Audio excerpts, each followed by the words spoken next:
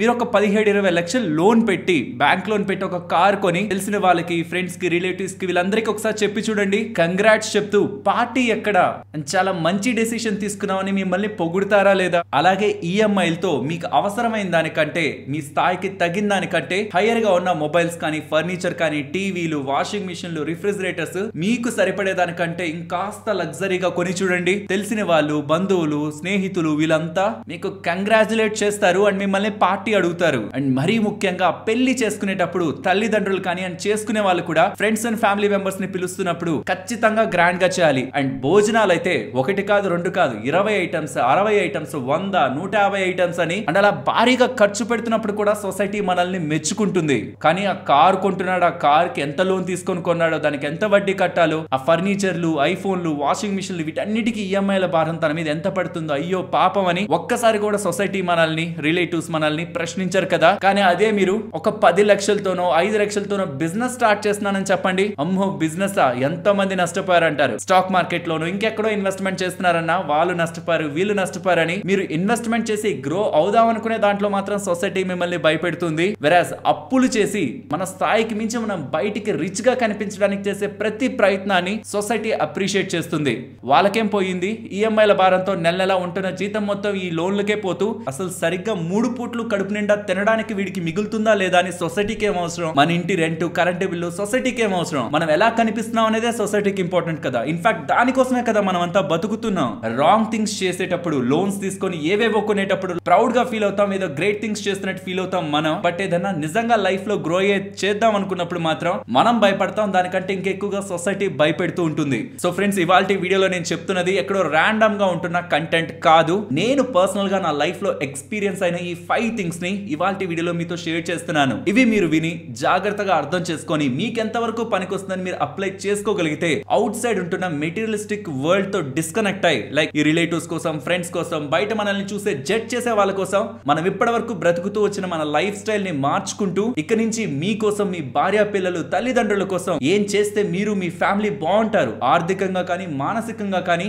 ఏ decisions మీరు తీసుకుంటే మీ family బాగుంటుందని మీరు ఫోకస్ చేయడం స్టార్ట్ చేస్తారు. ఇదేదో ర్యాండమ్ గా ఓపెన్ చేసిన అనదర్ వీడియో అని కాకుండా మీకు కొంత టైం నాకు ఇవ్వండి. నా లైఫ్ లో ఇన్ని ఇయర్స్ లో నేను నేర్చుకున్న వాల్యుబుల్ లెసన్స్ ని మీకు క్లియర్ గా ఈ షార్ట్ టైం లోనే ఎక్స్ప్లెయిన్ చేస్తాను. ఇక వీడియోని కంటిన్యూ చేద్దాం. చేసే ముందు వీడియో చూస్తున్న ఏ పాయింట్ లో అయినా ఇది నలుగురికి రీచ్ అయితే వాళ్ళ లైఫ్ లో కూడా ఇంప్రూవ్మెంట్ ఉంటుందని మీరు ఏ టైం లో భావించినా తప్పకుండా వీడియోని లైక్ చేయండి. మీరు అలా చేస్తున్న లైక్స్ కారణంగా ఇది ఒక మంచి వీడియో అని యూట్యూబ్ వాళ్ళు భావిస్తూ ఇంకొంతమందికి ఈ వీడియోని చూపిస్తారు. ఫస్ట్ నేను నేర్చుకున్న ఇంపార్టెంట్ లెసన్ అది నేను మీకు చెప్పే ముందు మీ కళ్ళ ముందు కనిపిస్తున్నది ముఖేష్ అంబానీ గారు. తను వేసుకున్న డ్రెస్ ఏ బ్రాండ్ దో చెప్పగలరా? ఆర్ మార్క్ జూకర్బర్గ్ తన బ్రాండ్ ఏదో చెప్పగలరా బట్టల్ది? ఆర్ ఎలాన్ మస్క్ గారు కానీ ఇక్కడ మీకు కనిపిస్తున్న ఈ ఫేమస్ పీపుల్ అంతా కూడా ప్రపంచంలోనే లక్షల కోట్లలో సంపద ఉంటున్న వాళ్ళు. వాళ్ళు వేసుకున్న షర్ట్ కానీ ప్యాంట్ కానీ వాచ్ కానీ వాళ్ళు వేసుకుంటున్న వేటినైనా సరే మీరు బ్రాండ్ పరంగా రికగ్నైజ్ చేయగలరా? లేదు కదా. కానీ ఇక్కడ గమనించండి, ఇది లూలు మాల్ లో జరిగిన ఇన్సిడెంట్. సో ఆ వీడియోలో ఉంటున్నది లూలు మాల్ ఓనర్ వేసుకున్న వాచ్ నార్మల్ దే, కానీ తన దగ్గర ఉన్న ఎంప్లాయ్ వేసుకున్న వాచ్ డైమండ్స్ వాచ్ అని. ఫ్రెండ్స్, నేను మీరు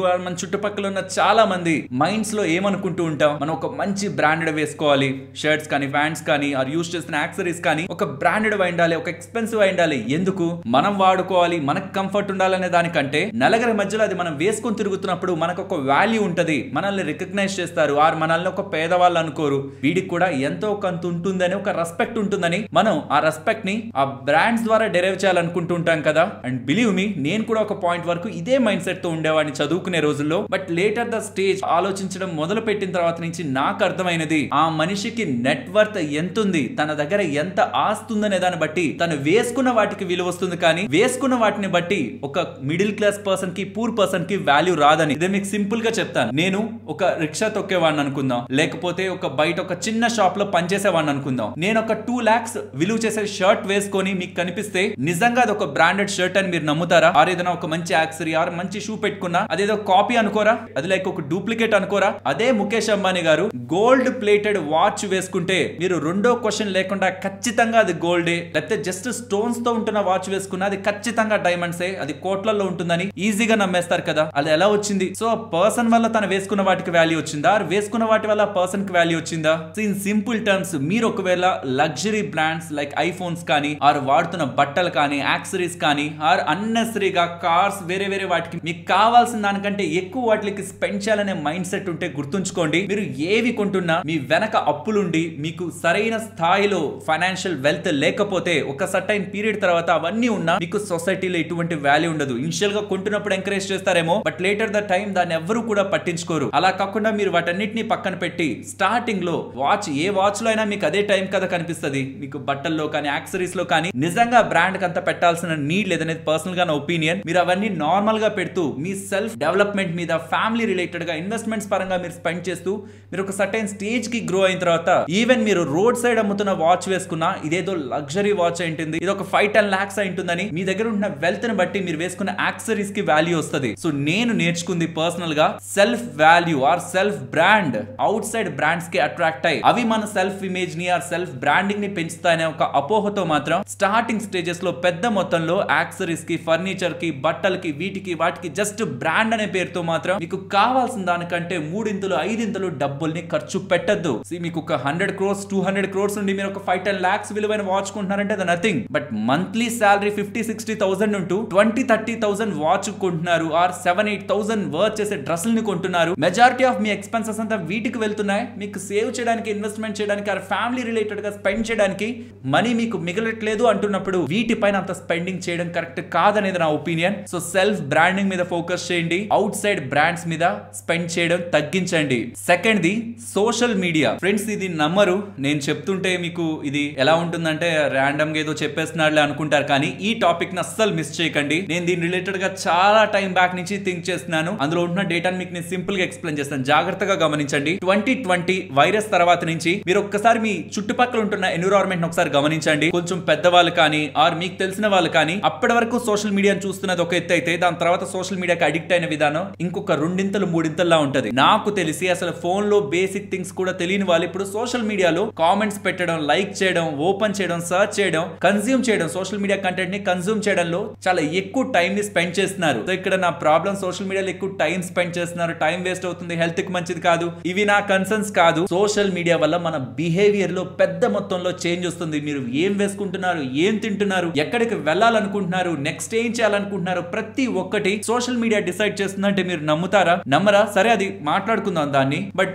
దీనికి ముందు చెప్పండి, సోషల్ మీడియా, మీరు వాడుతున్న సోషల్ మీడియా కారణంగా మీకు వస్తున్న అడ్వాంటేజెస్ ఏంటి? నా మీనింగ్ అడ్వాంటేజెస్ లేవని కాదు, కుకింగ్ దగ్గర నుంచి కోడింగ్ వరకు ప్రతి ఒక్కటి సోషల్ మీడియాలో నేర్చుకోవచ్చు, ఇంక్లూడింగ్ యూట్యూబ్. సో ఇలా ఇన్ఫర్మేషన్ కోసం అని, మ్యూజిక్ కోసం అని, రిలాక్సింగ్ కోసం కామెడీ వీడియోస్ అని, ఇలాంటి వేటికైనా మీరు సోషల్ మీడియాని కన్స్యూమ్ చేయొచ్చు. నేను వీటి కోసం మాట్లాడలేదు. బట్ మీకు సోషల్ మీడియా కారణంగా అడ్వాంటేజ్ ఎక్కడెక్కడ క్రియేట్ అవుతుంది అనుకుంటున్నారు? మీరు ఒక్కసారి అది కామెంట్ సెక్షన్ లో పెడతారా? సోషల్ మీడియాని వాడి ఫ్రెండ్స్ తో కనెక్టెడ్ గా ఉంటున్నాను, లేకపోతే సోషల్ మీడియాని వాడి నేను ఇన్ఫర్మేషన్ ని అప్ టు డేట్ తెలుసుకోగలుగుతున్నాను, ఇలాంటివి ఏమైనా అప్డేట్స్ ఉంటే మీరు కామెంట్ సెక్షన్ లో పెట్టండి. బట్ ఇప్పుడు నేను చెప్పబోతున్న నెగిటివ్స్ ని ఒకసారి జాగ్రత్తగా గమనించండి. ఫ్రెండ్స్, సోషల్ మీడియా అనేది ఒక్కొక్కరి మీద ఒక్కొక్క లాంటి ఇంపాక్ట్ ని చూపిస్తుంది. చిల్డ్రన్స్, అది కూడా బిలో 10 years ఉన్న వాళ్ళ మీద ఒక ఇంపాక్ట్ ఉంటుంది. 10 years to 16 or 17 years వరకు ఉన్న వాళ్ళ మీద ఒక రకమైన ఇంపాక్ట్, అబోవ్ వాళ్ళ మీద ఒక రకమైన ఇంపాక్ట్, సంపాదన స్టార్ట్ అయిన వాళ్ళ మీద ఒక రకమైన ఇంపాక్ట్, అలాంటి ఇంపాక్ట్స్ ఉంటాయి. నేను కేవలం ఎర్నింగ్ స్టార్ట్ అయిన వాళ్ళ గురించే మాట్లాడతాను. వీళ్ళ రిలేటెడ్ గా ఎక్కువ సోషల్ మీడియాని అటాచ్ అవ్వడం కారణంగా మంచి ఎలా ఉంటుందో దానికి మించిన చెడు కూడా ఉంటుంది.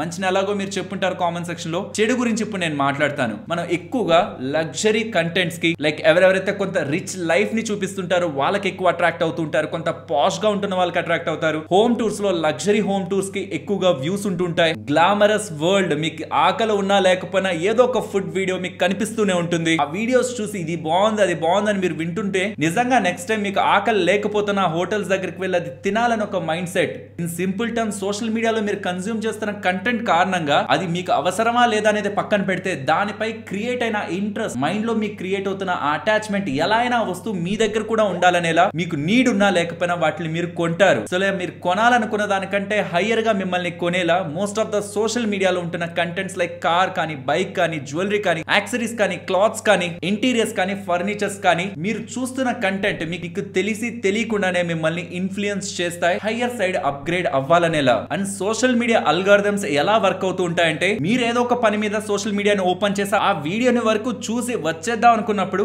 ఈ పర్సన్ కి ఎలాంటి వీడియోస్ అయితే బెటర్ గా ఉంటాయని ఒక రికమెండేషన్స్ మీకు కనిపిస్తాయి. దాంట్లో ఏ ఒక్క వీడియో అయినా టచ్ చేసి చూడండి. దాని తర్వాత మీ మైండ్ సెట్ ని అనాలిసిస్ చేసి ఇంకొకటి ఇలా ఫైనల్లీ మిమ్మల్ని ఆ వరల్డ్ లోకి తీసుకువెళ్ళి దాని నుంచి డిటాచ్ కాకుండా మిమ్మల్ని అలా హుక్ చేసి ఉంచుతాయి. నేను స్టార్టింగ్ లోనే చెప్పాను, ఇక్కడ నా కన్సర్న్ అంతా టైం వేస్ట్ గురించి కాదు, బిహేవియరల్ చేంజ్ గురించి. మీరు అలా నీడ్ లేని కంటెంట్ ని కూడా వాచ్ చేస్తూ ఇతరుల లైఫ్ ఎలా ఉంది, లగ్జరీ లైఫ్ ఎలా ఉంది, ఓకే అది మన దగ్గర కూడా ఉండొచ్చు కదా, నేను కూడా కొనగలను కదా, డైరెక్ట్ గా కొనలేనేమో, ఈఎంఐలతో పెట్టి కొనగలను కదా, వాళ్ళు టూర్ వేసారే, వాళ్ళు ఇక్కడికి వెళ్తున్నారే, వాళ్ళు అక్కడికి వెళ్తున్నారే అని సోషల్ మీడియాలో ఉంటున్న ఇమేజెస్ చూసి నేను ఎంజాయ్ చేయాలి అని ఇంట్లో ఉంటున్న వైఫ్ సంపాదిస్తుంటే హస్బెండ్ ని, హస్బెండ్ సంపాదిస్తుంటే వైఫ్ ని వాళ్ళు చూసిన వీడియోస్ కారణంగానే ఇన్ఫ్లుయెన్స్ అయ్యి మనం ఇలా చేద్దాం అలా చేద్దాం అని ఇంట్లో ఉంటున్న పార్ట్నర్స్ ని ఇబ్బంది పెట్టి మరి నీడ్ లేని వాటి రిలేటెడ్ గా స్పెండ్ చేస్తున్నారు. అండ్ ఇంకొక మోస్ట్ ఇంపార్టెంట్ థింగ్, ఈ మధ్య కాలంలో మీరు గమనించారో లేదో అందరూ బిజీ అయిపోయారు. మీరు నేను ప్రతి ఒక్కరూ బిజీ అయిపోయారు. బట్ రియాలిటీ వర్క్ లో బిజీ కాదు, ఫోన్ లో బిజీ అయిపోయారు. మీరు ఇంట్లోకి వచ్చి కూర్చున్న తర్వాత కూడా ఏదర్ టీవీని చూడడమా లేదు ఫోన్ ని చూసుకోవడమా, ప్రతి ఇంట్లోనూ పిన్ డ్రాప్ సైలెన్స్ గా ఉండిపోతున్నారు. ఎవరి పాటికి వాళ్ళు ఫోన్లో తిప్పుతూనే ఉన్నారు. ఎందుకంటే ఎండ్లెస్ గా యూట్యూబ్ లోను, ఇన్స్టాగ్రామ్ లోను రీల్స్ వెళ్తూనే ఉంటాయి కదా, మన వేలు నొప్పి రావాల్సింది అవి ఎక్కడా ఆగవు. అండ్ మళ్ళీ చెప్తున్నాను, ఇక్కడ నా కన్సర్న్ టైం వేస్ట్ గురించి కాదు. దీని కారణంగా మీరు లైఫ్ లో మిస్ అవుతున్న ఇంపార్టెంట్ థింగ్స్ ఏంటో తెలుసా? మీ ఫ్యామిలీతో స్పెండ్ చేయాల్సిన important personal space, personal life దీని కారణంగా ఇంపాక్ట్ అవుతుంది. అండ్ మీరు చాలా పనులు చేయాలనుకుంటారు కానీ బిజీగా ఉండడం కారణంగా చేయలేకపోతున్నారని మీకు మీరు సాకులు చెప్పుకుంటారు కదా. నిజంగా మనం బిజీగా ఉంటున్నాం. అన్నెసరీ డిబేట్స్ ని, అన్నెసరీ కాంట్రవర్సీస్ ని, ఏవేవో ఇంటర్వ్యూస్ ని, పనికొచ్చి రాని హోమ్ టూర్స్ ని, వీటన్నిటిని చూసుకుంటూ, వ్లాగ్స్ ని చూసుకుంటూ మనం మొత్తం టైం నా యూట్యూబ్ లోనే గడుపుతూ ఉంటాం. ఇన్ రియాలిటీ అదే టైం మన ఫ్యామిలీతో గడుపుండొచ్చు, మన పిల్లలతో గడుపుండొచ్చు, వైఫ్ తో, హస్బెండ్ తో వైఫ్ బయటికి సరదా ఒక 5 నిమిషాలు గుడికో వాళ్ళకి నచ్చిన ప్లేస్ కో వెళ్ళి పర్సనల్ టైం ని స్పెండ్ చేసి ఉండొచ్చు. ఆర్ ఇంకా లేదంటే ఏదైనా స్కిల్ నేర్చుకోండొచ్చు. ఆర్ పర్సనల్ హెల్త్ మీద ఫోకస్ చేస్తూ ఏదైనా ఒక స్పోర్ట్స్ ఒక యాక్టివిటీగా లైక్ బ్యాడ్మింటన్ కానీ, స్విమ్మింగ్ కానీ, నచ్చిన స్పోర్ట్ యాక్టివిటీగా సైక్లింగ్ అయినా బయటకు అలా వెళ్తూ ఫిజికల్ హెల్త్, మెంటల్ హెల్త్ ని ఇంప్రూవ్ చేసుకోండొచ్చు. బట్ ఇప్పుడు అలా జరగట్లేదు. ఇంటికి రావడం, ఫోన్ పట్టుకోవడం, దాంట్లోనే మునిగిపోతూ ఉండడం నీ టైం వేస్ట్ నే కాదు, mental health and personal relations ని కూడా పెద్ద మొత్తంలో డామేజ్ చేస్తున్నాయి. మీరు చెప్పిన యాక్టివిటీస్ అన్ని నేను చేస్తున్నాను, ఖాళీ టైంలోనే ఫోన్ చూస్తున్నానంటే ఇంట్లో ఉంటున్న మదర్ కి, వైఫ్ కి మీరు హెల్ప్ చేయొచ్చు. లైక్ ఆ గిన్నెలు కడగడంలో కానీ, డిష్ వాషింగ్ లో కానీ, బట్టల్ని ఫోల్డ్ చేయడంలో కానీ, ఇల్లుని క్లీన్ చేసుకోవడంలో కానీ, వాళ్ళకి మనం చేసే చిన్న హెల్ప్ కూడా వాళ్ళకి మనకి మధ్యలో ఉంటున్న రిలేషన్ ని ఇంప్రూవ్ చేయడం అండ్ మనకు కూడా పర్సనల్ గా ఒక చిన్న సాటిస్ఫాక్షన్ ఇస్తుంది. ఫోన్ లో మాత్రం దయచేసి మునిగిపోకండి. అంటే ఇది చెప్పడానికి మోస్ట్ ఇంపార్టెంట్ ఫ్యాక్టర్. నేను ఒక పాయింట్ ఆఫ్ టైం లో నాకు తెలిసి తెలియకుండానే నెలలు ఎవ్రీడే ఎండ్ అయిపోతుంది. ప్రతిరోజు పడుకునేటప్పుడు ఒక రిగ్రెట్, అరే ఏంటి రోజు నేను ఇవన్నీ తప్పులు చేశాను, ఎక్కువ టైం వీటికి స్పెండ్ చేశాను, రేపటి నుంచి అలా కాదు, వీటన్నిటిని పక్కన పెడతాను, రిగ్రెట్ ఉండకూడదు, రేపటి రోజు నుంచి నా బెస్ట్ థింగ్ నేను ఇస్తాను నా లైఫ్ లో అని నేను అనుకోవడం, మళ్ళీ రేపు కూడా రిగ్రెట్ తోనే పడుకోవడం. స్టార్టింగ్ లో వేసినప్పుడు ఫుల్ ఎనర్జీ, ఈ రోజు మామూలుగా ఉండదని. కానీ అలా ఎప్పుడు నాకు జరగలేదు. చాలా టైం పట్టింది. విత్ స్ట్రాంగ్ ఫోకస్ అండ్ చాలా టైం పాటు చేసిన మెడిటేషన్ నన్ను అట్లీస్ట్ నాకు సెల్ఫ్ కంట్రోల్ లోకి తీసుకొచ్చింది. నేను మిమ్మల్ని అదే ఎక్స్పెక్ట్ చేస్తున్నాను. మీరు ఈ రోజు నుంచి సోషల్ మీడియాలో మీకు నిజంగా యూజ్ లేని సోషల్ మీడియా యాప్స్ ని అన్ఇన్స్టాల్ చేయండి. అది ఏదైనా పర్లేదు. మీరు యూట్యూబ్ తీస్తే నా ఇన్కమ్ కూడా కొంత డౌన్ అవుతుంది, బట్ అదైనా పర్లేదు. నిజంగా మీకు యూజ్ లేనిది, మీకు మీ ఫ్యామిలీకి యూజ్ లేకుండా మీరు స్పెండ్ చేస్తున్న టైం ఎంత, ఎన్ని అవర్స్ స్పెండ్ చేస్తున్నారు, జస్ట్ నా కోసం ఒకటి చెప్పగలరా? మీరు మీ సెట్టింగ్స్ లోకి వెళ్ళి యాప్స్ దగ్గరికి వెళ్తే మీకు కనిపిస్తుంది ఎంతెంత టైం స్పెండ్ చేస్తున్నారు సోషల్ మీడియా. కానీ ఓవరాల్ అంతా సోషల్ మీడియా కలిపి ఎవ్రీడే యావరేజ్ గా మీరు ఎంత టైం స్పెండ్ చేస్తున్నారో కామెంట్ సెక్షన్ లో చెప్పగలరా? ఒకసారి మీరు వెళ్ళి చూడండి కామెంట్ సెక్షన్ లో ఎంత టైం మనం సోషల్ మీడియా స్పెండ్ చేస్తున్నామని. టైం లేక చేయకపోయాను, బిజీలో ఉండి చేయలేకపోయాను, మర్చిపోయాను, తెలియట్లేదు, ఇంట్లో వాళ్ళతో టైం స్పెండ్ చేయడానికి నాకు టైమే ఉండట్లేదు, వర్క్ లోనే మొత్తం అయిపో. ఇవన్నీ నిజంగా కారణాలు కాదు. మనం సోషల్ మీడియాకి అడిక్ట్ అయ్యాం. ఆఫ్టర్ 2020 ఎక్కువ సోషల్ మీడియా కన్సంప్షన్ జరుగుతుంది. ఇది గమనించిన ఈ social media companies, YouTube, Instagram వీళ్ళందరూ కూడా ఇంకెలా వాళ్ళ బిజినెస్ ని పెంచుకోవాలని మన మీద అల్గారిథమ్స్ ని అప్లై చేస్తున్నారు. మీరు జాగ్రత్త పడాలి. ఇలా చెప్తున్నాను కాబట్టి మోస్ట్లీ ఈ వీడియో ఒక రీచ్ తక్కువ ఉండొచ్చేమో. మీరు తప్పకుండా ఈ వీడియో నచ్చితే లైక్ చేయడానికి ప్రయత్నించండి. మీరు చేసే లైక్స్ ఈ వీడియోని రీచ్ ని పెంచుతాయి, లేదంటే 20-30,000 దగ్గర ఈ వీడియో ఆగిపోతుంది. అండ్ ఇలా మీరు సోషల్ మీడియా యాప్స్ లో బిజీ అయిపోవడం కారణంగా మీరు లైఫ్ లో కొన్ని అనుకుంటారు. ఇప్పుడు మీకున్న పరిస్థితులను బట్టి మీరు ఎలా గ్రో అవ్వాలి, అసలు ఏ ఆపర్చునిటీస్ ఉన్నాయి, వాటిని టైం టు టైం రివ్యూ చేసుకుంటూ ఎలా స్టెప్ బై స్టెప్ గ్రో అవ్వాలి లైఫ్ అని అనుకునే ప్లాన్స్ అన్ని ఉంటాయి కదా, అవన్నీ మరుగున పడిపోతాయి. Day to day every day మీరు లేస్తున్నప్పుడు కానీ, పడుకుంటున్నప్పుడు కానీ, మీ లైఫ్ లో ప్రెసెంట్ ఉన్న కండిషన్స్ ని బెస్ట్ ఇంకా బెటర్ చేయడానికి మీకుంటున్న వేస్ ఏంటి, ఫైనాన్షియల్ గా కానీ, మెంటలీ కానీ, ఆర్ మీకుంటున్న సరౌండింగ్స్ పరంగా కానీ, మీరు ఏ పనులు చేసి ఇంట్లో ఉంటున్న ప్రెసెంట్ చిన్న చిన్న కష్టాలనైనా సరే ఎలా తొలగించుకోవచ్చు, ఆర్థికంగా మనం ఎలా ఎదగలం, ఆల్రెడీ చేస్తున్న వాటిని రివ్యూ చేసుకోవడం, మనం వెళ్తున్న పాత్ ని మనం రివ్యూ చేసుకోవడం మనకి మనం ఇస్తున్న బెస్ట్ టైం అవుతుంది. ప్రతి రోజు మీరు ఇంటికి వచ్చిన తర్వాత ఫ్యామిలీతో టైం స్పెండ్ చేసిన తర్వాత ఎప్పుడైనా మీకు ఫ్రీ టైం దొరికినప్పుడు ఆటోమేటిక్ గా ఫోన్ అలా లిఫ్ట్ చేయకండి. దయచేసి ఆ హ్యాబిట్ ని మనం మార్చుకోవాలి. మనం ఈ సోషల్ మీడియాలో పడిపోయి సోషల్ గా డిస్కనెక్ట్ అవుతున్నాం. అదొక్కసారి గమనించండి. అండ్ మూడవది లోన్స్. ఒకసారి ఇది చూడండి. ఇతను ఐఫోన్ కొనడానికి తన కిడ్నీని అమ్మేశారు. అండ్ కిడ్నీని అమ్మేసిన తర్వాత ఇప్పటి వరకు డయాలసిస్ చేసుకోవడానికి అప్పులు చేస్తూ బ్రతకాల్సి వస్తూ ఉంది. పీపుల్ ఎలా అయిపోయారంటే నెక్స్ట్ ఏదైనా పర్లేదు, అంటే రేపు ఏం జరుగుతున్నా పర్లేదు, నాకు ఇవాళ అది కావాలి. చిన్న పిల్లలు అయిపోయారు, పెద్దవాళ్ళు కూడా. వాళ్ళ సంపాదన ఎంతో వాళ్ళకి తెలుసు, వాళ్ళ వస్తువు కొనగలరో లేదో వాళ్ళకి తెలుసు. అవన్నీ తెలిసి కూడా వాళ్ళెవరో కంపెనీ వాళ్ళు నువ్వు ఇది కొనలేకపోతే ఈఎంఐ లో కొనుక్కో అని మనం అవమానిస్తుంటే, ఎస్ అది అవమానమే. నో కాస్ట్ ఈఎంఐ కూడా మనకు ఒక అవమానమే. నో కాస్ట్ ఈఎంఐ బదులు జీరో ఇంట్రెస్ట్ లోన్ అని చెప్పొచ్చు కదా, అలా చెప్పరే. నో కాస్ట్ అంటే మనకేం కాస్ట్ పడదు, బట్ సెల్లర్ వాడికి ఇస్తాడు. దాని కారణంగా అసలు అవసరం లేని వస్తువును కూడా, మన స్థాయికి తగని వస్తువును కూడా మనం లోన్ పెట్టి దాన్ని కొంటాం. 100 అమ్మాల్సిన దగ్గర 1000 అమ్ముకుంటాడు కాబట్టి సెల్లర్ కే నష్టం ఉండదు. వాడి వడ్డీ వాడికి వచ్చేస్తుంది కాబట్టి బ్యాంక్ వాడికి ఏం నష్టం ఉండదు. ఇక్కడ నష్టపోయింది ఎవరు? వడ్డీ లేకుండా వస్తువును కొన్న మనం కాదా? నిజంగా అది వడ్డీతోనే ఉండినా లేకపోతే ఆ వస్తువు కొనే స్థాయి మంది కాదని తెలిసినా మనం అక్కడ ఆగిపోయేవాళ్ళం కదా. మిమ్మల్ని మీరు అప్గ్రేడ్ చేసుకోవాలని అదని ఇదని మీరు కొన్న రిచ్ ఎలిమెంట్స్ ఎన్ని మీ ఇంట్లో ఖాళీగా ఉన్నాయి చెప్పండి. పర్సనల్ గా నా ఒపీనియన్ ఏంటో తెలుసా, మన స్టేజ్ కి తగిన దానికంటే ఎక్కువగా ఉండేది మీరు పర్సనల్ యాక్సెసరీస్, క్లాత్స్ ఇంకేమైనా యూజ్ చేశారనుకోండి, లైఫ్ లో మీరు దాన్ని వాడకం చాలా తక్కువ ఉంటది. మీరు ఒక 200-300 రూపీస్ టీ షర్ట్ లేకపోతే 500-600 rupees T shirt are 1000 rupees shirt అలా కొన్నారనుకోండి, దాని యూసేజ్ నెంబర్ ఆఫ్ టైమ్స్ వేస్తారు. 10,000-15,000 రూపీస్ డ్రెస్ కొంటే ఎప్పుడో ఒకసారి వేద్దాం, ఏదో ఒక టైంలో చేద్దాం అనుకొని దాన్ని చాలా చాలా చాలా తక్కువ యూజ్ చేస్తారు. కాబట్టి మీకు అవసరం ఉన్నా లేకున్నా costly mobiles, luxury interiors and accessories అని, క్లాత్స్ అని వీటి మీద మన స్థాయికి తగిన దానికంటే ఎక్కువ స్పెండ్ చేయడం కారణంగా అన్నెసరీ డెట్ ట్రాప్ లోకి వెళ్తాం. నో కాస్ట్ బాగుంది, నేను ₹1 వడ్డీ కట్టట్లేదు, నెలలా కట్ చేసుకుంటున్నాడు. ప్రాబ్లం ఏంటి? 50,000 శాలరీ వస్తుంది. స్టార్టింగ్ లో నో కాస్ట్ తీసుకున్నప్పుడు అదే వ్యూ ఉంటది. అలా ఇంకొకటి కొంటాం ఇలా తెలిసి తెలియకుండా మీ 50,000 శాలరీలో మొత్తం ఈ ఈఎంఐలకే పోతాయి. మీకు మిగిలేది ఏది ఉండదు. ఇన్ బిట్వీన్ మీ ఇంట్లో వాళ్ళకి ఏదైనా కావాలి, ఇంకెక్కడికైనా వెళ్ళాలి, ఏదైనా చెయ్యాలనుకొని మీకు ఏదైనా స్టెప్ తీసుకుందాం అని అనిపించినా డబ్బులు మిగలట్లేదని ఇంట్లో వాళ్ళతో చెప్తారు. అదేంటి, నీకు 50,000 జీతం వస్తుంది, ₹1,00,000 జీతం వస్తుంది, 2 లక్షలు 3 లక్షల జీతాలు వస్తున్న వాళ్ళు కూడా నెల అయ్యేసరికి అప్పులు చేస్తున్నారన్న విషయం మీకు ఎంత మందికి తెలుసు? Just because of this EMI culture. And ఇక్కడ ఒకసారి చూడండి, ఐఫోన్ కొంటున్న వాళ్ళలో ఎంత మంది ఈఎంఐలతోనే కొంటున్నారని. మొత్తం డబ్బులు పెట్టి ఎందుకు కొనట్లేదు? ఈఎంఐలు అన్ని కూడా నో కాస్ట్ ఈఎంఐలు ఏం కాదు, కొన్ని వడ్డీలతో కడుతున్న ఈఎంఐలు కూడా ఉంటాయి. కాబట్టి ఫ్రెండ్స్ ఒకటే గుర్తుంచుకోండి, మీకు అవసరం లేనిది అది మన ఇంట్లో ఒక దగ్గర పెడితే ఆ స్పేస్ కూడా వేస్టే కదా. సో మీకు అవసరం లేనిది వాడు నో కాస్ట్ 20% డిస్కౌంట్ లో ఇస్తున్నాడా, ఇప్పుడు పోతే మళ్ళీ డిస్కౌంట్ రాదా, లేకపోతే నో కాస్ట్ పోతుందా, ఇది ఒక బంపర్ డీలా, ఇది ఒక ఎక్సలెంట్ డీలా, అది మనకు అనవసరం అన్నప్పుడు అనవసరమే. 100 రూపీస్ అయినా సరే, 1 lakh ప్రోడక్ట్ 100 రూపీస్ అయినా సరే, 100 కి ఒక వాల్యూ ఉంది కదా. మళ్ళీ చెప్తున్నాను, దయచేసి ఈ డీల్స్ అని, డిస్కౌంట్స్ అని, ఆఫర్స్ అని, నో కాస్ట్ అని వీటి ట్రాప్ లో పడి అండ్ సొసైటీ కోసం అని లగ్జరీ ట్రాప్ లో పడి లోన్స్ పెట్టుకుంటూ ఆర్ నీడ్ లేని వస్తువుల్ని కొంటూ వెళ్తే ఈ కొటేషన్ ఎప్పటికీ గుర్తుంచుకోండి. అన్నెసెసరీగా అనవసరమైన వస్తువుల్ని కొంటూ వెళ్తే ఏదో ఒక రోజు అలా మీరు చేస్తున్న పనికి మీ దగ్గర అవసరమైన వస్తువుల్ని, లైక్ మీ దగ్గర ఉంటున్న వాల్యుబుల్ థింగ్స్ ని, గోల్డ్ నో, ల్యాండ్ నో, హౌస్ నో అమ్ముకునే స్టేజ్ కి వెళ్తారు.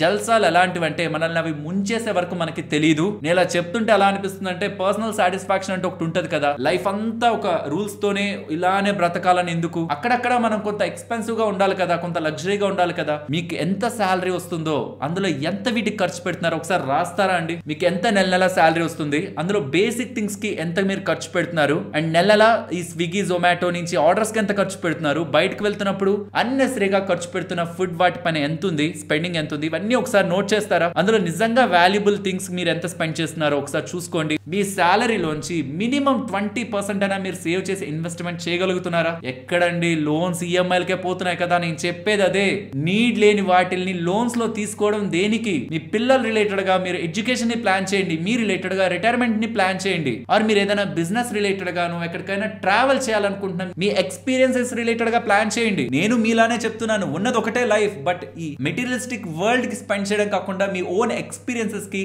మీ అనుభూతులకి, మీ ఫ్యామిలీ కోసం, వాళ్ళ కెరియర్ కోసం, వాళ్ళ గ్రోత్ కోసం, మీ రిటైర్మెంట్ కోసం, మీ గ్రోత్ కోసం, మీరు స్కిల్స్ ని డెవలప్ చేసి మీరు కెరియర్ లో గ్రో అవడం కోసం వీటి కోసం స్పెండ్ చేయండి. కానీ బయట కనిపిస్తున్న వాటి కోసం దయచేసి లోన్స్ లో ఏవి పెడితే అవి తీసుకొని ఇంట్లో స్పేస్ ని, మీ పాకెట్ లో మనీని and most important me future ని డామేజ్ చేసుకునే ప్రయత్నం చెయ్యొద్దు. అండ్ ఇది నేను చాలా షార్ట్ గా చెప్తాను, ఇది నేనైతే చెప్పకుండా ఉండలేను, ఎందుకంటే పర్సనల్ గా నేను చేస్తున్నాను కాబట్టి. నాకు ఇది ఎవరైనా తీసుకోకుండా నెగ్లెక్ట్ చేస్తూ, లేకపోతే ఏముందిలే చెప్తూ ఉంటారులే, వీళ్ళు ఇదే చెప్తూ ఉంటారులే అనుకునే వాళ్ళని చూస్తే జాలి వేస్తుంది. ఎందుకంటే వాళ్ళ ఆ కండిషన్ లోకి రాలేదు కాబట్టి వాళ్ళకి అన్ని బాగానే కనిపిస్తాయి. బట్ వన్స్ ఆ కండిషన్ లోకి వచ్చి ఆ పని చేసిన వాళ్ళు ఆ రోజు అది చేయకపోతే నా ఫ్యామిలీ పరిస్థితి ఏంటని ఖచ్చితంగా భయపడతారు. Term insurance. నేను చెప్పగానే స్కిప్ చేయొద్దు ఫ్రెండ్స్, నేను జాగ్రత్తగా వినండి. ఇది మీ కోసం కాదు, మీ ఫ్యామిలీ కోసం. నాకు ప్రమాదవశాత్తు ఏదైనా జరిగితే మా ఇంట్లో వాళ్ళు ఆర్థికంగా రోడ్న పడకూడదంటే నేను టర్మ్ ఇన్సూరెన్స్ ఖచ్చితంగా తీసుకోవాలి. ఇన్ని చెప్తున్నా, నేను తీసుకున్నానా లేదా? నేను తీసుకున్నాను టర్మ్ ఇన్సూరెన్స్. యూట్యూబ్ నుంచి ఇన్కమ్ వస్తూ ఉంటుంది, మల్టిపుల్ ఇన్కమ్ యాక్టివిటీస్ ఉన్నాయి, దాంతో మా ఇంట్లో వాళ్ళు బ్రతుకుతారు కదా అని నేను అనుకోవచ్చు. బట్ నాకేదైనా జరిగితే ఇన్కమ్స్ అన్ని ఆగిపోయినప్పుడు వాళ్ళ పరిస్థితి ఏంటి? వాళ్ళకంటూ ఒక ఆర్థిక భరోసా ఉండాలి. కాబట్టి టర్మ్ ఇన్సూరెన్స్ ప్రతి ఒక్కరూ తీసుకోవాలి. నన్ను నమ్మండి, మీరు కడుతున్న ఇతర పాలసీలకి వేలు కడుతూ ఉంటారు. But term insurance 500, 700, 1000 me age ను బట్టి అది డిసైడ్ అవుతుంది. అది మీరు కట్టారంటే మీకు 1-2 కోట్ల టర్మ్ ఇన్సూరెన్స్ మీ శాలరీని బట్టి టర్మ్ ఇన్సూరెన్స్ కంపెనీస్ ఇస్తాయి. అండ్ తీసుకుంటున్నప్పుడు యాక్సిడెంటల్ డిజేబిలిటీ రైడర్ అని ఉంటుంది. ఈ రైడర్ ని మీరు సెలెక్ట్ చేస్తే నెల 270 అరౌండ్ ఎంతో కడితే చాలు. ప్రమాదవశాత్తు మనం చనిపోతేనే కాదు, ఈ ప్రమాదంలో మనకి ఏదైనా జరిగి మనం జాబ్ చేయలేకపోయినా, బిజినెస్ కి వెళ్ళలేకపోయినా నెల మన ఇంట్లో వాళ్ళకి ₹1,00,000 దగ్గరగా మంత్లీ ఇన్కమ్ ని కూడా ఇస్తారు. మనం బ్రతికుండగా 10 సంవత్సరాలు పాటిస్తారు. నెల ₹1,00,000 ఇలాంటివి ఏవి ఇస్తున్నాయి మనకి? సో మనకి ఏదైనా జరిగితే 1-2 కోట్లు మీ శాలరీని బట్టి ఆ మొత్తం డబ్బులు మన ఫ్యామిలీకి వెళ్తుంది. నెల 500, 1000, 1200 కడితే ఇంత తక్కువ డబ్బులకి కోట్లలో డబ్బులు ఇచ్చే పాలసీలే ఉన్నాయి. అలాగే వాటితో పాటు ₹270 మీరు అడిషనల్ గా యాక్సిడెంటల్ రైడర్ తీసుకుంటే మనకి ఏదైనా జరిగినప్పుడు ఆ రోజు మనం ఫ్యామిలీ మనం ఆర్థికంగా రోడ్డును రాకుండా ఉండడానికి ₹1,00,000 నెల మన ఇంట్లో వాళ్ళకి ఇన్కమ్ ఇచ్చేలా ఇలాంటి రైడర్ ని కూడా యాడ్ చేసుకుంటే మనం మన ఫ్యామిలీ రిలేటెడ్ గా ఎంత ప్రొటెక్టెడ్ గా ప్లాన్ చేస్తున్నట్టు నాకు చెప్పండి. మనకి ఏదైనా జరిగితే మన ఇంట్లో వాళ్ళ ఆర్థికంగా రోడ్డున పడరు. నాకు ఏదైనా జరిగి నేను ఉద్యోగానికి వెళ్ళలేకపోయినా, బిజినెస్ చేయలేకపోయినా నాకు నెల ₹1,00,000 జీతం వస్తుందంటే ఇది కాదా మనకు ఒక కాన్ఫిడెన్స్ ఇస్తుంది? నాకేం జరిగినా చూసుకోవడానికి పాలసీ ఉందని. ఇవన్నీ చెప్తారు కానీ అసలు ఇన్సూరెన్స్ కంపెనీలు డబ్బులు ఇస్తాయని గ్యారంటీ ఏంటి? ఫ్రెండ్స్, ఈ సెక్షన్ 45 రూల్ ప్రకారం 3 సంవత్సరాలు మీరు టర్మ్ ఇన్సూరెన్స్ కడితే ఈవెన్ మీరు తీసుకుంటున్నప్పుడు తప్పు చెప్పినా, అబద్ధం చెప్పినా, ఏం చెప్పినా మీ టర్మ్ ఇన్సూరెన్స్ ని క్యాన్సిల్ చేసే అధికారం ఆ పాలసీ కంపెనీకి కూడా లేదు. అండ్ కామన్ సెక్షన్ లో ఎవరెవరు ఆల్రెడీ టర్మ్ ఇన్సూరెన్స్ తీసుకుంటున్నారో ఎస్ నేను తీసుకుంటున్నానని కామెంట్ సెక్షన్ లో చెప్పండి. ఎంత మంది టర్మ్ ఇన్సూరెన్స్ తీసుకుంటున్నారో ఆల్రెడీ సంపాదిస్తున్న వాళ్ళనేది కూడా మీకు కామెంట్ సెక్షన్ లో చూస్తే అర్థమవుతుంది. ఒక మంచి టర్మ్ ఇన్సూరెన్స్ ఎలా తీసుకోవాలని ఆల్రెడీ వీడియోస్ చేశాను, మన ఛానల్లో ఉంటాయి. లింక్స్ డిస్క్రిప్షన్, కామెంట్ సెక్షన్ లో ఇస్తున్నాను. ఒక మంచి టర్మ్ ఇన్సూరెన్స్ మీ ఓన్ గా మీరు తీసుకోవడానికి కింద ఇస్తున్న ఈ లింక్ ని క్లిక్ చేసి మీ బేసిక్ డీటెయిల్స్ ని ఫిల్ చేస్తే మీకు సరిపడే బెస్ట్ టర్మ్ ఇన్సూరెన్స్ ఇలా కనిపిస్తాయి. దాన్ని క్లిక్ చేసి తీసుకుంటున్నప్పుడు యాక్సిడెంటల్ డిజేబిలిటీ రైడర్ ని కూడా యాడ్ చేసుకొని ఖచ్చితంగా యాడ్ చేసుకోండి. అది యాడ్ చేసుకొని ప్రొసీడ్ చేసి మీరు మీ ఫ్యామిలీకి ఒక ఆర్థిక భరోసాని ఖచ్చితంగా కల్పించండి. స్టిల్ ఇంకా మీరు అసలు టర్మ్ ఇన్సూరెన్స్ తీసుకోకూడదు, నాకు అది నీడ్ లేదు, నేను నమ్మను, XYZ, నేను అసలు ఎటువంటి పరిస్థితుల్లోనూ తీసుకోను, నాకు అది వద్దు అనుకొని మీరు అనుకుంటున్నా, ఒక్కసారి ఆ లింక్ ని క్లిక్ చేసి మీ డీటెయిల్స్ ని ఫిల్ చేసి నెల మీరు నిజంగా ఎంత ఖర్చు పెట్టాలి, 1 కోటి ఇన్సూరెన్స్ కోసం ఎంత ఖర్చు పెట్టాలి, 2 కోట్ల ఇన్సూరెన్స్ కోసం మీకు ఎలిజిబిలిటీ ఉంటే మీరు ఎంత ఖర్చు పెట్టాలి ఒకసారి చూడండి. మీ మనసు ఖచ్చితంగా మారుతుంది. అంత తక్కువ పెడుతూ అంత పెద్ద బీమా మనకి ఏ పాలసీలోనూ లభించదు. ఫస్ట్ అయితే మీరు లింక్ ని క్లిక్ చేసి మీ డీటెయిల్స్ ని ఫిల్ చేసి మీకు సరిపడే ప్లాన్స్ ఏ ఉన్నాయో ఒక్కసారి చెక్ చేసుకోండి. And finally investment. జెన్జీ వాళ్ళకి క్రిప్టోలే ఒక ఇన్వెస్ట్మెంట్ అయిపోయాయి. ట్రేడింగ్ ఇన్వెస్ట్మెంట్ లా కనిపిస్తుంది. ట్రేడ్ చేస్తున్నానన్న వాళ్ళే ఇన్వెస్ట్మెంట్ చేస్తున్నా అంటున్నారు. ఇన్వెస్ట్మెంట్ ట్రేడింగ్ ఒకటి కాదు. అండ్ క్రిప్టో అసలు ఇన్వెస్ట్మెంటే కాదు నా దృష్టిలో. నాతో ఆర్గ్యూ చేసే వాళ్ళు కామెంట్ సెక్షన్ లో చేస్తారు, కానీ investment is always for long term. మీరు లాంగ్ టర్మ్ లో ఆల్రెడీ ఇన్వెస్ట్మెంట్ చేయనట్లయితే నాకేం మిగులుతుంది, నాకు కొంచెమే మిగులుతుంది అనుకుంటే ఎక్కడ ఇన్వెస్ట్మెంట్ చేయొద్దు. స్టాక్ మార్కెట్ ఎక్కడ ఇన్వెస్ట్మెంట్ చేయొద్దు. మీ కెరియర్ మీద, మీ ఆపర్చునిటీస్ మీద ఏమేం చేసి మీరు పెద్ద స్థాయికి ఎదగలరో అలా చేసి మీ ఇన్కమ్ ని పెంచడానికే చూడండి. First business are me career related ఏదైనా ఫోకస్ చేసి మీరు ఏదైనా చేయగలరా, దీని రిలేటెడ్ గా ఫోకస్ చేసి ఇంకా మీ కెరియర్ పరంగా ఏమీ చేయడానికి లేదన్నప్పుడు మాత్రం investment as soon as possible start చేయండి. మనకుంటున్న opportunities gold, real estate, stock market, bonds ఇలాంటి వేరియస్ ఇన్స్ట్రుమెంట్స్ ఉన్నాయి. గవర్నమెంట్ స్కీమ్స్ కూడా ఉన్నాయి, NPS అని, PPF అని. బట్ అన్నిటి వీడియోస్ ఇవన్నీ మీ కళ్ళ ముందు కనిపిస్తూ ఉంటాయి. వాటి లింక్స్ కూడా డిస్క్రిప్షన్, కామెంట్ సెక్షన్ లో ఉంటాయి. అవన్నీ చూడండి. మీకు ఏది వీలవుతుందో, ఏది మంచిది అనిపిస్తుందో దాంట్లో పెట్టుబడి పెట్టడం మొదలు పెట్టండి. లేదంటే 10 సంవత్సరాల క్రితం మీరు కొన్న వస్తువు ధర ఇవాల్టి ధర ఒకటి కానప్పుడు ఇవాళ మీరు కొంటున్న ధర అలా ఉండదు. అలాంటప్పుడు మీరు ఇవాళ పెట్టుబడి పెట్టకపోతే ఇంకొక 10 సంవత్సరాలకి మీ దగ్గర ఉంటున్న డబ్బులు తన వాల్యూని కోల్పోతుంది. అప్పుడు మీరు సంపాదిస్తున్న డబ్బులతో ఇప్పుడు బ్రతికినప్పుడు బ్రతకలేరు. కాబట్టి ఇప్పటి నుంచే మీరు ఫైనాన్షియల్ ప్లానింగ్ చేసుకోవాలి. ఇన్వెస్ట్మెంట్ ని స్టార్ట్ చేయాలి. ఎంత ఎర్లీ చేస్తే అంత మంచిది.